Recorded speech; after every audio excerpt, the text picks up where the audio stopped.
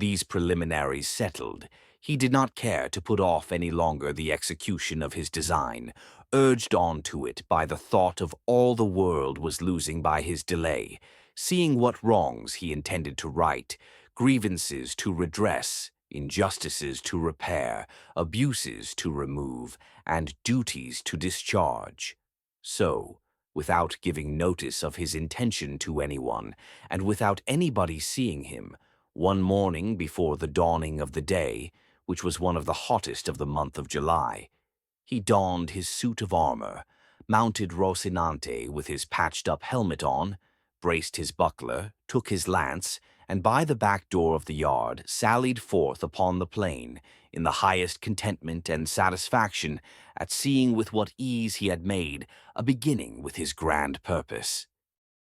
But scarcely did he find himself upon the open plain when a terrible thought struck him, one all but enough to make him abandon the enterprise at the very outset.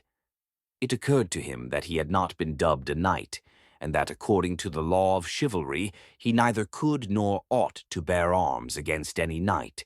and that even if he had been, still he ought, as a novice knight, to wear white armor, without a device upon the shield, until by his prowess he had earned one.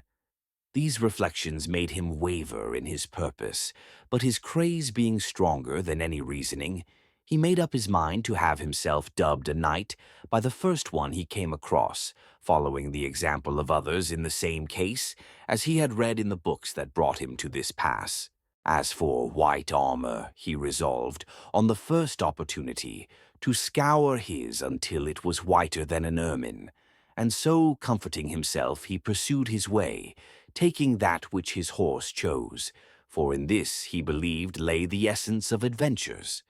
Thus setting out, our new-fledged adventurer paced along, talking to himself and saying, "Who knows but that in time to come, when the veracious history of my famous deeds is made known, the sage who writes it, when he has to set forth my first sally in the early morning, will do it after this fashion." Scarce had the rubicund Apollo spread o'er the face of the broad, spacious earth the golden threads of his bright hair, scarce had the little birds of painted plumage attuned their notes to hail with dulcet and mellifluous harmony the coming of the rosy dawn, that, deserting the soft couch of her jealous spouse, was appearing to mortals at the gates and balconies of the Manchegan horizon, when the renowned knight Don Quixote of La Mancha, quitting the lazy down, mounted his celebrated steed Rocinante, and began to traverse the ancient and famous Campo de Montiel, which in fact he was actually traversing. "Happy the age, happy the time," he continued, "in which shall be made known my deeds of fame, worthy to be molded in brass, carved in marble, limned in pictures for a memorial forever. And thou, O sage magician, whoever thou art, to whom it shall fall to be the chronicler of this wondrous history, forget not, I entreat thee, my good Rocinante, the constant companion of my ways and wanderings." Presently he broke out again, as if he were love-stricken in earnest. "O Princess Dulcinea, lady of this captive heart, a grievous wrong hast thou done me to drive me forth with scorn, and with inexorable obduracy banish me from the presence of thy beauty. O lady, deign to hold in remembrance this heart, thy vassal, that thus in anguish pines for love of thee." So he went on stringing together these and other absurdities, all in the style of those his books had taught him, imitating their language as well as he could, and all the while he rode so slowly and the sun mounted so rapidly and with such fervor that it was enough to melt his brains if he had any. Nearly all day he traveled without anything remarkable happening to him, at which he was in despair, for he was anxious to encounter someone at once upon whom to try the might of his strong arm. Writers there are who say the first adventure he met with was that of Puerto Lapiche. Others say it was that of the windmills. But what I have ascertained on this point, and what I have found written in the annals of La Mancha, is that he was on the road all day, and towards nightfall his hack and he found themselves dead tired and hungry, when, looking all around to see if he could discover any castle or shepherd's shanty where he might refresh himself and relieve his sore wants, he perceived not far out of his road an inn, which was as welcome as a star guiding him to the portals, if not the palaces, of his redemption. And quickening his pace, he reached it, just as night was setting in. At the door were standing two young women, girls of the district as they call them, on their way to Seville with some carriers who had chanced to halt that night at the inn. And as happen what might to our adventurer, everything he saw or imagined seemed to him to be and to happen after the fashion of what he read of. The moment he saw the inn, he pictured it to himself as a castle with its 4 turrets and pinnacles of shining silver, not forgetting the drawbridge and moat and all the belongings usually ascribed to castles of the sort. To this inn, which to him seemed a castle, he advanced, and at a short distance from it he checked Rocinante, hoping that some dwarf would show himself upon the battlements, and by sound of trumpet give notice that a knight was approaching the castle. But seeing that they were slow about it, and that Rocinante was in a hurry to reach the stable, he made for the inn door, and perceived the 2 gay damsels who were standing there, and who seemed to him to be 2 fair maidens or lovely ladies taking their ease at the castle gate. At this moment it so happened that a swineherd who was going through the stubbles, collecting a drove of pigs, for without any apology that is what they are called, gave a blast of his horn to bring them together, and forthwith it seemed to Don Quixote to be what he was expecting, the signal of some dwarf announcing his arrival. And so, with prodigious satisfaction, he rode up to the inn and to the ladies, who, seeing a man of this sort approaching in full armor and with lance and buckler, were turning in dismay into the inn, when Don Quixote, guessing their fear by their flight, raising his pasteboard visor, disclosed his dry, dusty visage, and with courteous bearing and gentle voice addressed them.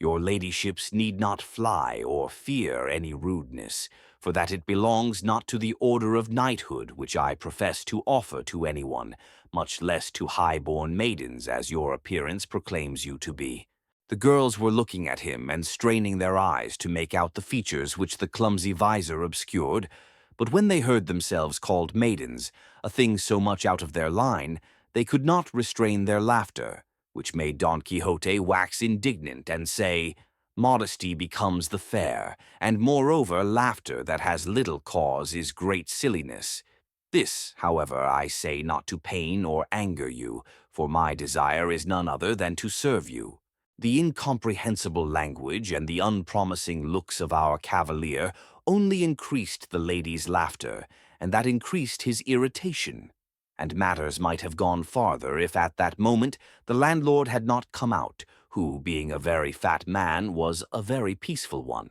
He, seeing this grotesque figure clad in armor that did not match any more than his saddle, bridle, lance, buckler, or corselet, was not at all indisposed to join the damsels in their manifestations of amusement. But, in truth, standing in awe of such a complicated armament, he thought it best to speak him fairly, so he said, Señor Caballero, if your worship wants lodging, baiting the bed, for there is not one in the inn, there is plenty of everything else here. Don Quixote, observing the respectful bearing of the alcaide of the fortress, for so innkeeper and inn seemed in his eyes, made answer, Sir Castellan, for me anything will suffice, for my armor is my only wear, my only rest the fray. The host fancied he called him Castellan because he took him for a worthy of Castile, though he was in fact an Andalusian, and one from the strand of Sanlúcar, as crafty a thief as Cacus, and as full of tricks as a student or a page. In that case, said he, your bed is on the flinty rock, your sleep to watch alway, and if so, you may dismount and safely reckon upon any quantity of sleeplessness under this roof for a 12-month, not to say for a single night. So saying, he advanced to hold the stirrup for Don Quixote, who got down with great difficulty and exertion, for he had not broken his fast all day, and then charged the host to take great care of his horse, as he was the best bit of flesh that ever ate bread in this world. The landlord eyed him over, but did not find him as good as Don Quixote said, nor even half as good, and putting him up in the stable, he returned to see what might be wanted by his guest, whom the damsels, who had by this time made their peace with him, were now relieving him of his armor. They had taken off his breastplate and back piece, but they neither knew nor saw how to open his gorget or remove his makeshift helmet, for he had fastened it with green ribbons, which, as there was no untying the knots, required to be cut. This, however, he would not by any means consent to, so he remained all the evening with his helmet on, the drollest and oddest figure that can be imagined.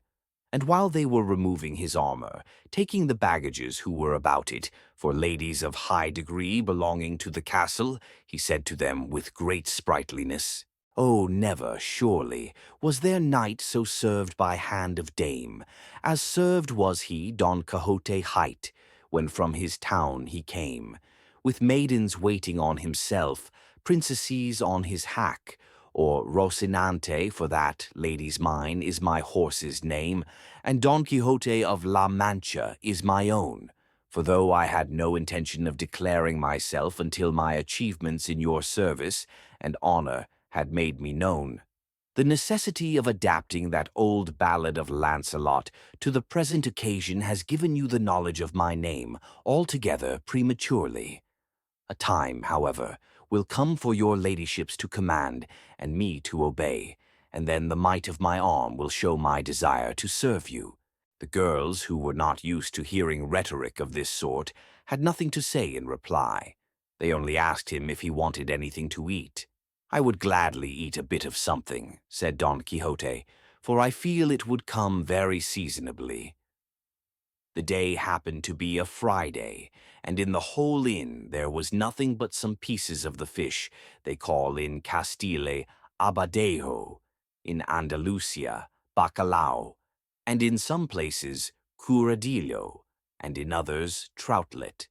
So they asked him if he thought he could eat troutlet, for there was no other fish to give him. "If there be troutlets enough," said Don Quixote, "they will be the same thing as a trout, for it is all one to me whether I am given 8 reals in small change or a piece of 8. Moreover, it may be that these troutlets are like veal, which is better than beef, or kid, which is better than goat. But whatever it be, let it come quickly, for the burden and pressure of arms cannot be borne without support to the inside." They laid a table for him at the door of the inn for the sake of the air, and the host brought him a portion of ill-soaked and worse-cooked stockfish, and a piece of bread as black and mouldy as his own armor. But a laughable sight it was to see him eating, for having his helmet on and the beaver up, he could not with his own hands put anything into his mouth, unless someone else placed it there, and this service one of the ladies rendered him. But to give him anything to drink was impossible, or would have been so had not the landlord bored a reed, and putting one end in his mouth poured the wine into him through the other, all which he bore with patience rather than sever the ribbons of his helmet.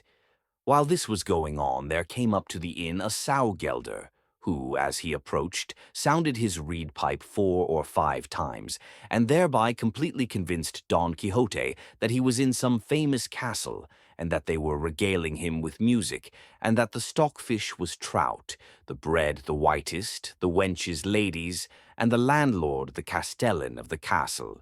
And consequently he held that his enterprise and sally had been to some purpose. But still it distressed him to think he had not been dubbed a knight, for it was plain to him he could not lawfully engage in any adventure without receiving the order of knighthood.